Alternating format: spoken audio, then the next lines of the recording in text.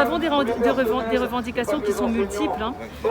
Ce projet de loi, quand il est apparu il y a 1 an, on a commencé déjà à craindre pour nos missions propres à l'éducation nationale. Nos missions sont régies par la circulaire de novembre 2015 et qui nous donne des missions précises auprès du public élève. Et nous savons très bien que si nous allons être décentralisés, nous allons donc être gérés par le département, sachant que le département, ils ont d'autres axes de compétences.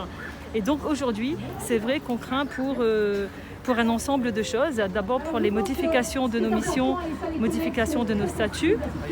On passe un statut de fonctionnaire d'État au statut de collectivité territoriale. Donc ça veut dire aussi un mode de recrutement et de mutation qui ne sont pas du tout les mêmes. Déjà les mutations, c'est plus du tout dans la transparence. Et les modalités de recrutement aussi n'est pas non plus dans la transparence. Donc il y a tout ça qui nous interroge et on s'interroge davantage parce que on ne sait pas aujourd'hui, cette loi elle est en train de se concrétiser, mais jusqu'à aujourd'hui on ne sait pas en termes d'organisation comment cela va se passer et quelles vont être nos missions. Est-ce qu'on va avoir des missions complémentaires?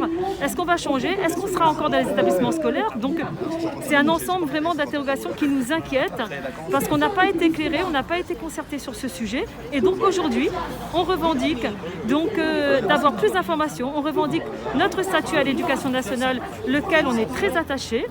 On revendique notre concours d'entrée à l'éducation nationale pour lequel on a demandé d'exercer un travail avec une spécificité. Et là aussi, où on est très inquiet, hein, c'est la mise en péril de la santé scolaire de nos élèves. Donc nous savons très bien que si nous ne sommes plus dans les établissements scolaires, notre rôle est d'accompagner l'écoute et l'orientation avec des élèves qui sont en très grande difficulté. Nous avons tous les jours des élèves dans notre bureau pour l'écoute. Et nous savons aussi que La Réunion détient un taux de suicide important chez les jeunes. Et nous nous inquiétons donc. Le taux de grossesse des mineurs, c'est pareil, c'est très important à La Réunion. Et nous sommes les seules personnes habilitées à l'éducation nationale à donner la pilule d'urgence. Donc vous voyez, nous nous interrogeons sur énormément de choses. Et je pense, on a le sentiment que notre métier va être amené à disparaître. Donc ce qu'on retrouve et ce qu'on trouve est en effet regrettable et surtout très pessimiste. On est très pessimiste pour l'avenir. Voilà.